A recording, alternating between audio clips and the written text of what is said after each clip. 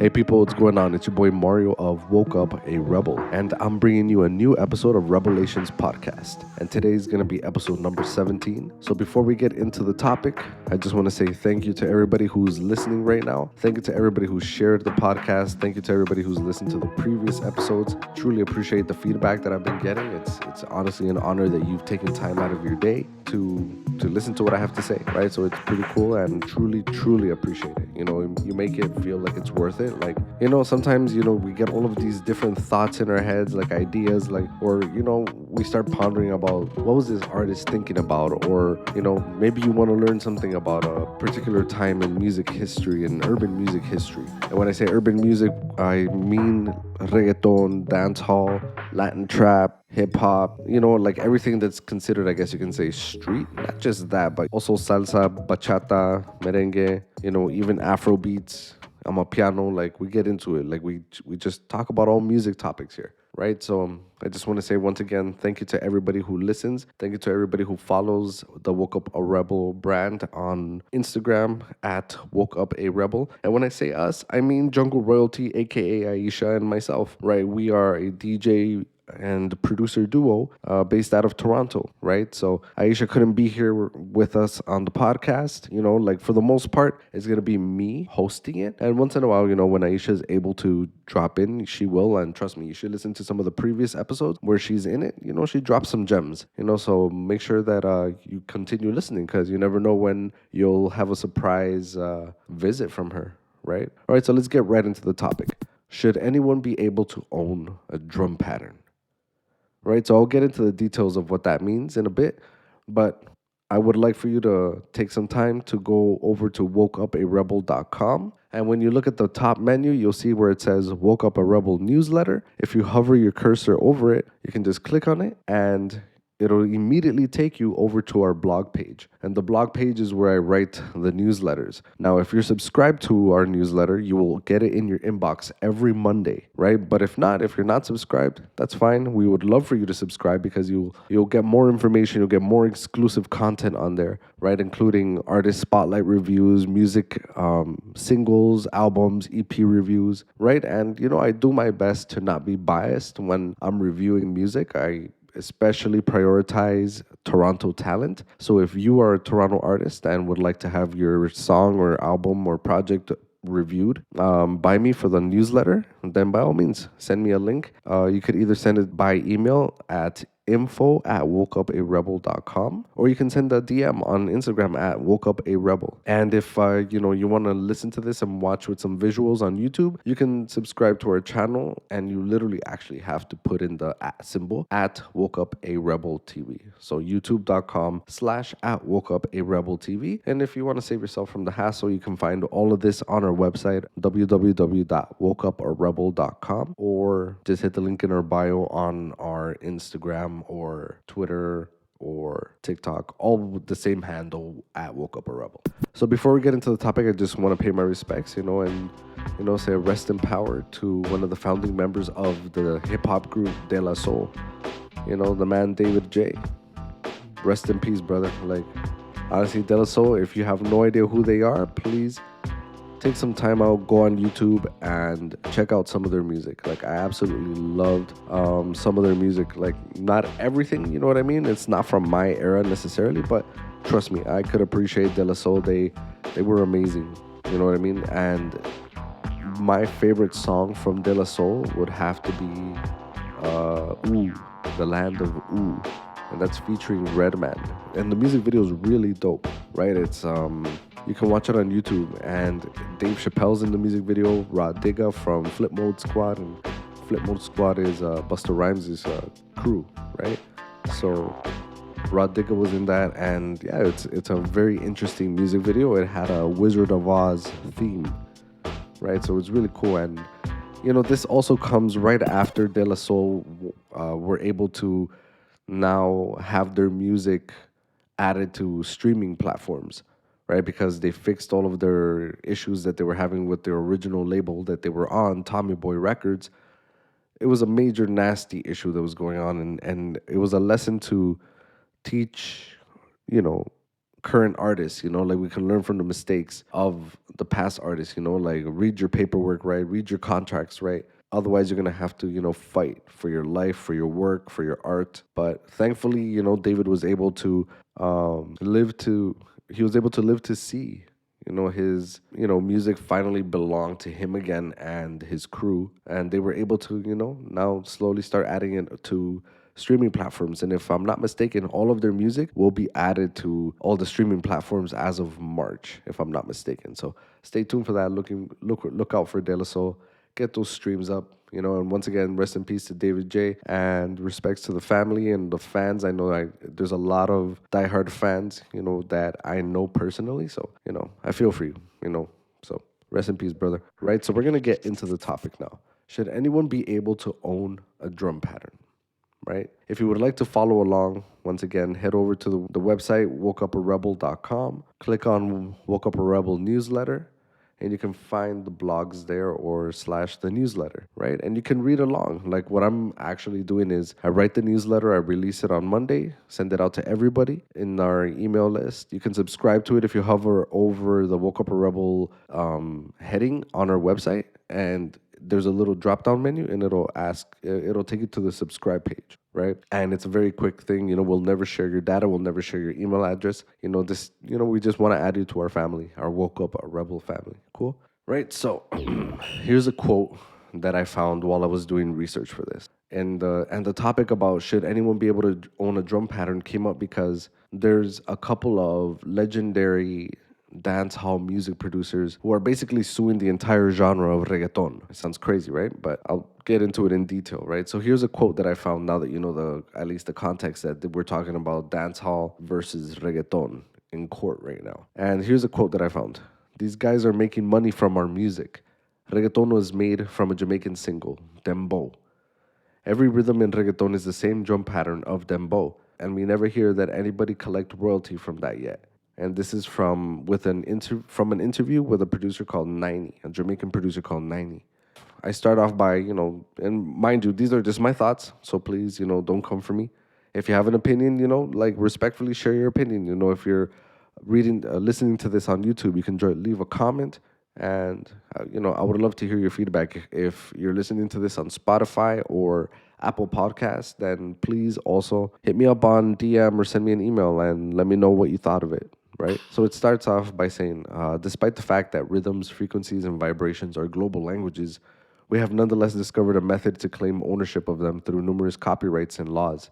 Drums are the most frequent instrument used in the majority of modern popular music.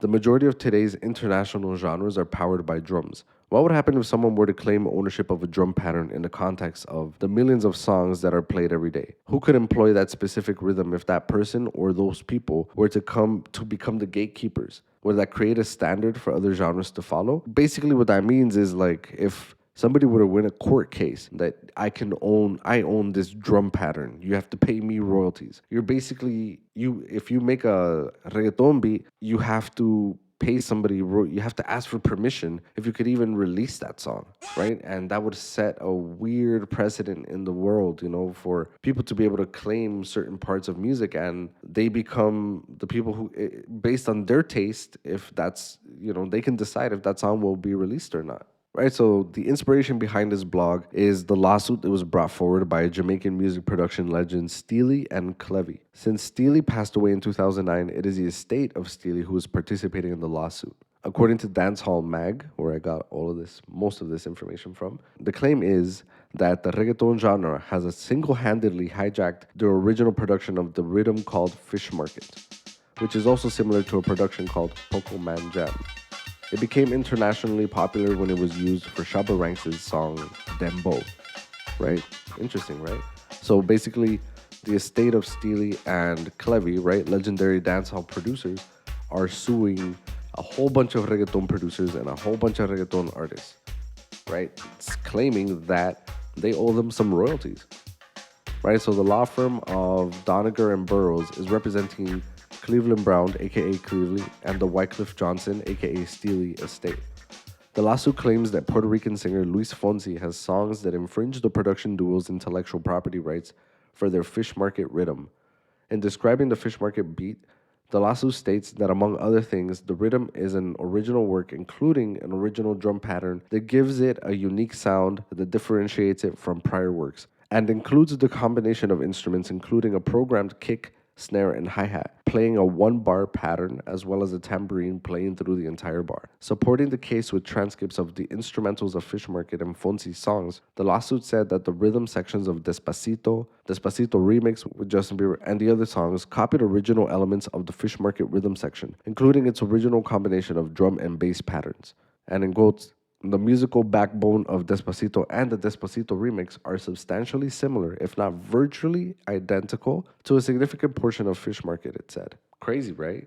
And it's funny, right? Did you hear which name I mentioned? Luis Fonsi? Like, out of everybody, they're coming after Luis Fonsi. Luis Fonsi is not even a reggaeton artist. He's a Latin pop artist who just happened to have made a pop song over a reggaeton beat with Daddy Yankee. So they're coming after Luis Fonsi mainly because Despacito has, if I'm not mistaken, the highest streams for anybody on YouTube views. So obviously they're gonna come after him because he's the one who did it the biggest. He's the biggest artist that made that sound, that made, I guess, money from that sound. So these guys feel like, okay, it's time to come for our money. So let's continue reading. In response to this, Fonzi's lawyer said that the defendants deny knowledge or information is insufficient to respond to the allegations, except deny that all or any portion of the reference composition and or sound recording Fish Market is original or protectable, and maintain that no response is required to the extent that the paragraph purports to state any conclusions of law. In their defense, Fonzi's attorneys also argue that allegedly copied portions of the works at issue are neither original nor a protectable expression of an idea. Any allegedly copied portions of the works at issue lie in the public domain. Also featured with Fonzi among the defendants are his label Universal Music Publishing and Warner Music.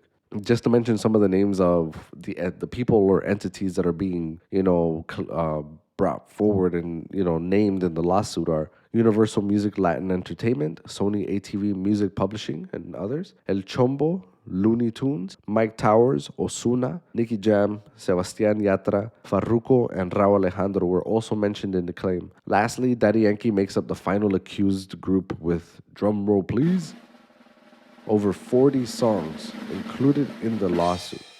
All the underlined songs allegedly use the Fish Market rhythm copyright, including chart toppers like Rompe, Dura, Gasolina, and Hula Hoop. Yankee's many collaborators like Anuel AA, Yandel, Sech, Tiny, Osuna, and Wisin are also named in the suit. The plaintiffs explained in the lawsuit that they believe and now allege that defendants knowingly induced, participated in, aided and abetted in, and profited from the illegal reproduction, distribution, and publication of the infringing works.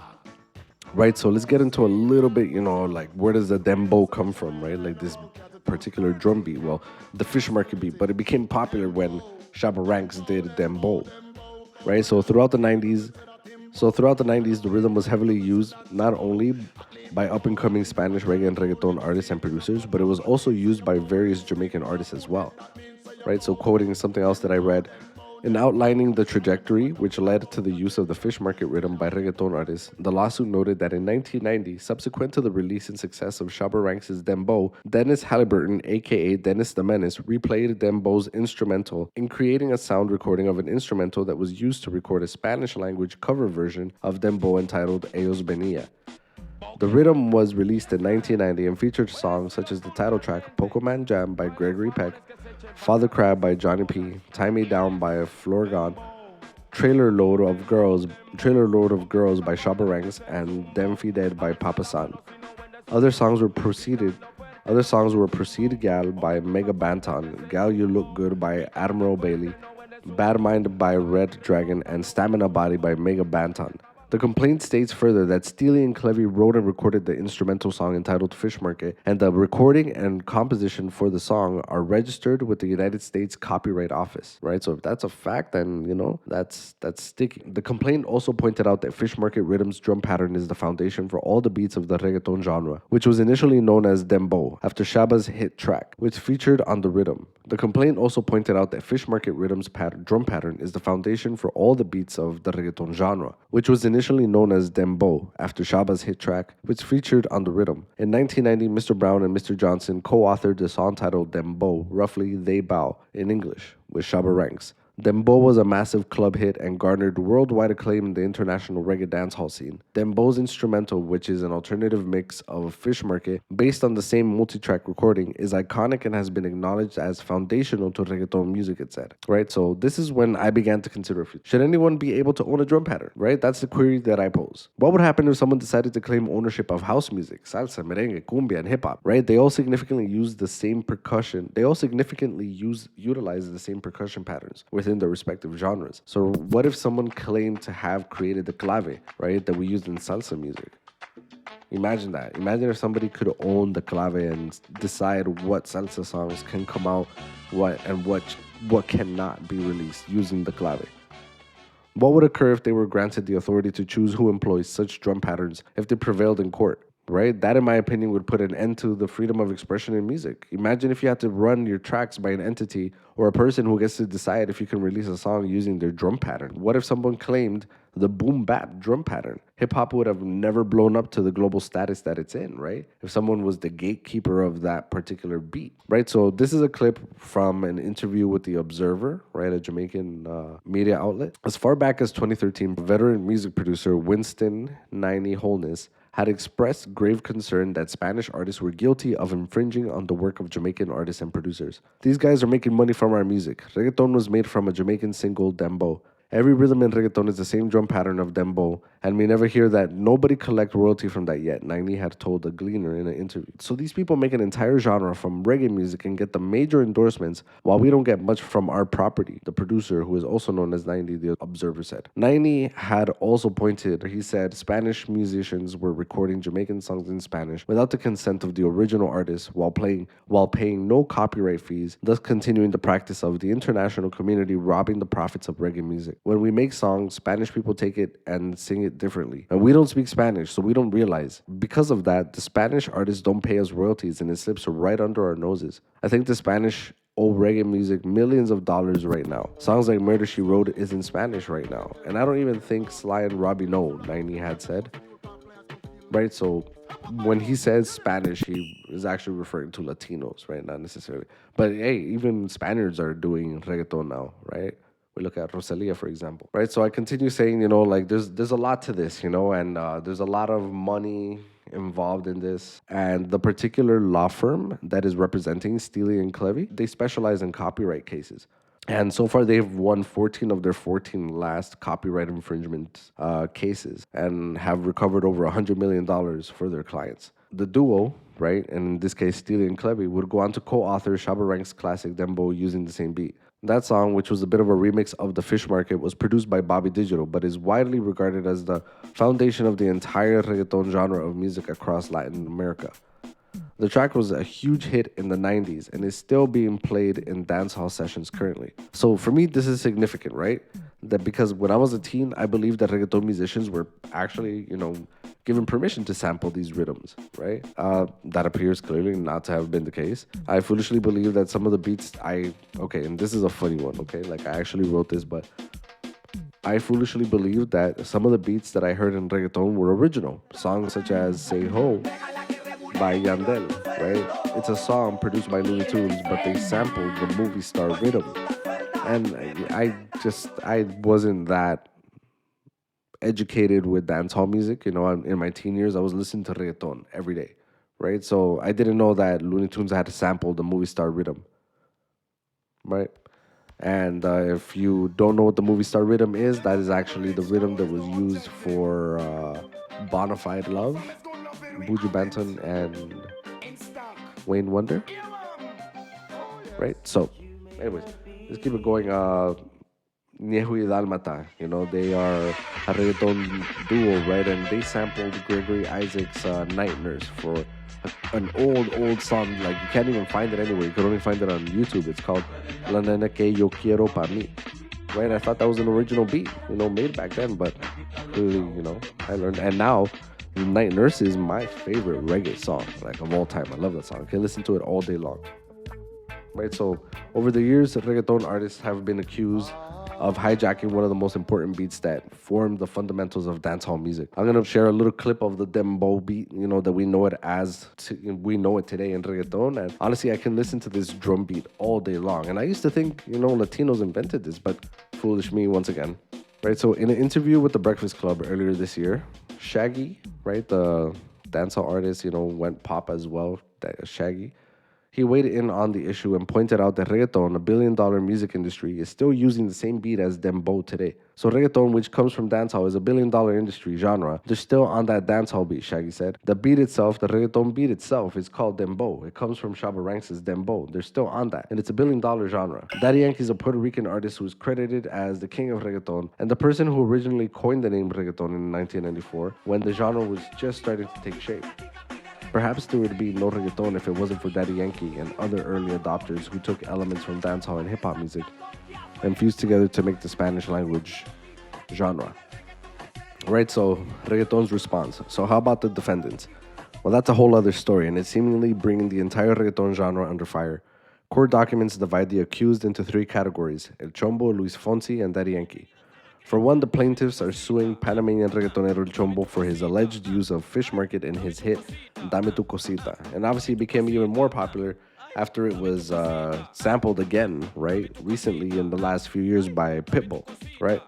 So while I did my research for this blog, I came across some information in a music forum online, right? So what the fans were talking about in there were they can't claim the rhythmic pattern of a whole genre, right? It is like someone's, and when they say they mean, Stevie and Clevy. This is a crazy lawsuit that I'm fairly confident doesn't have a leg to stand on. But the precedent that it would set if it were successful would have ripple effects. And not just through dancehall, but through basically all of reggae, rocksteady, ska, and then probably beyond if any artists or labels were feeling particularly vindictive. There was a similar case around the Amen break sample that's central to drum and bass, jungle, breakbeat, frankly electronic music in general at this point. But even that was around a recorded sample being reused without permission, not a drum pattern like the Fish Market Dembo example. Dancehall in particular is a very strange genre to attempt a lawsuit like this, because the entire history of reggae is built on dubplates, DJing, remixing, etc., right from the very beginning. The suit covers over 50 songs from as early as 1995 and as late as 2021,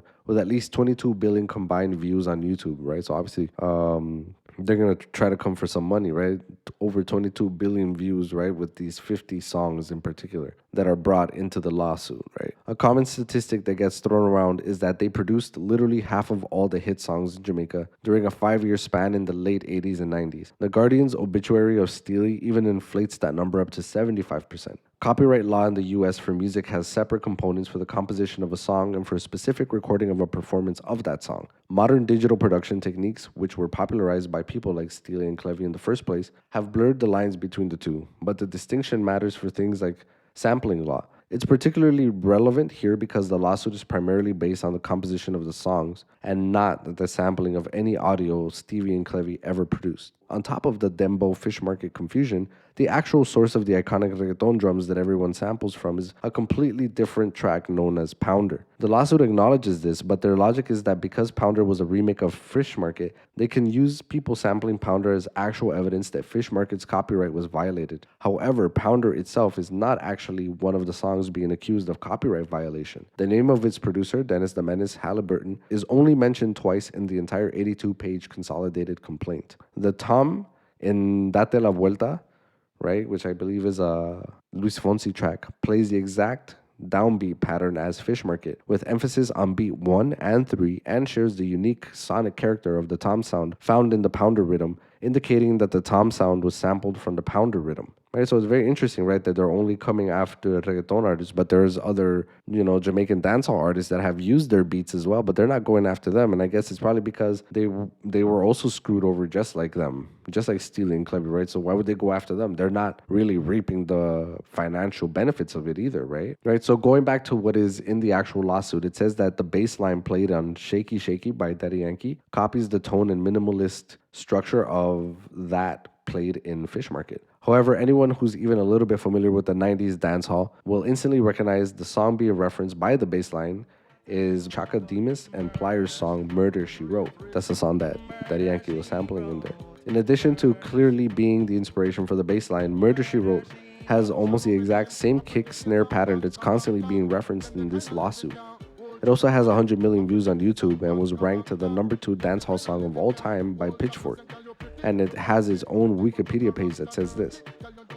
Sampling wise, the song was included in Billboard's list of the best interpolations of the 21st century, having been interpolated in Omarion's song Post to Be and in Double XL's list of the most iconic reggae samples in hip hop, being sampled in French Montana's Freaks. The song was also interpolated in Pitbull's Taxi, in Jason Derulo's Too Hot, and in the remix version of Black Eyed Peas' Ritmo featuring Jaden Smith, as well as having been sampled and interpolated in many other songs. Interestingly enough, the existence of this extremely famous and influential song with a nearly identical drum beat was not mentioned at all in the lawsuit against Shaky Shaky, nor is it being sued for violating the copyright of Fish Market. So something that also came to mind for me is, could it be compared to inventing a new dance? You know, like if, teach me how to Dougie, like we know how to where that comes from, right?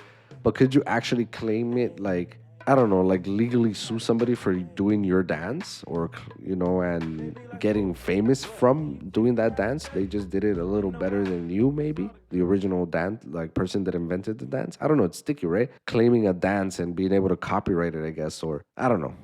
That would be a messy situation, right? I feel like this is something similar to that, right? So imagine claiming the salsa fundamentals, right? Like I invented salsa, so I should get paid every time somebody dances on a YouTube video or in a music video or something. If you're making an instructional video, should the original estate of who invented the salsa dance moves get a percentage in royalties from you dancing their dance, right? So with all this said, now that you have an idea of what has been going on, I'm going to share my thoughts. What I find interesting is that it seems as though Steely and Clevy's estates decided to come for reggaeton as a whole once it really blew up. It's been over 30 years, and now is when they're really coming for the reggaeton artists and producers. It's also worth mentioning that they could have gone after anyone, but they went after Luis Fonsi, right? Who's not even at any capacity considered a reggaeton artist. He's a pop artist who happens to make some bubbly reggaeton music at times, but he is the target since it's his video and song for Despacito that's broken streaming and viewing records worldwide. I do believe that if there is a way for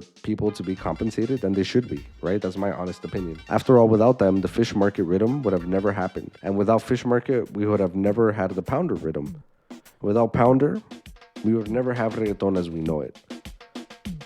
Right? So those are my thoughts. That's the information that I put together, that excerpts that I got from articles, from people that are more educated on the topic, and I just put a lot of my thoughts in there. If you enjoyed listening to this, you could go ahead and read the actual newsletter that I wrote in relation to this at wokeuparebel.com and just click on the Woke Up a Rebel newsletter menu option. All the sources from this podcast episode are listed there in the newsletter, right at the very bottom. If you want to check those out, read those articles, read the actual lawsuit. It's actually linked there as well, the actual lawsuit. I put it there, thanks courtesy of Dancehall Mag, right? So thank you so much for being here with me and listening to this. Share your thoughts, share your thoughts in the comment section on YouTube of what your thoughts are on this. Do you think that Steely and Clevy have a case here? Do you think they're going to win this? And if they do win, what's going to happen with reggaeton? Like all of these reggaeton songs are just going to have to pay back millions, probably billions in royalties to the estate of Steely and Clevy's family, right? So thank you so much. Leave a comment in the comment box. Please subscribe to the podcast on Spotify, Rebelations Podcast by Woke Up a Rebel. Also on Apple Podcasts,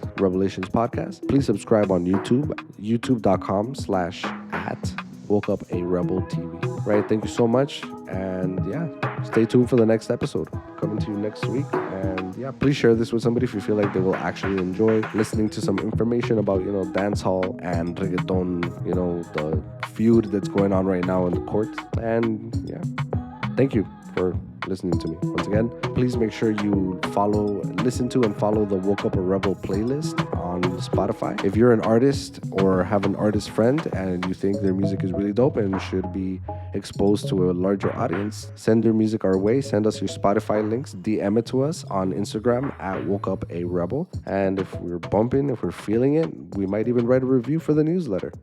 Right? So yeah, that's it. Take care. Peace out, people.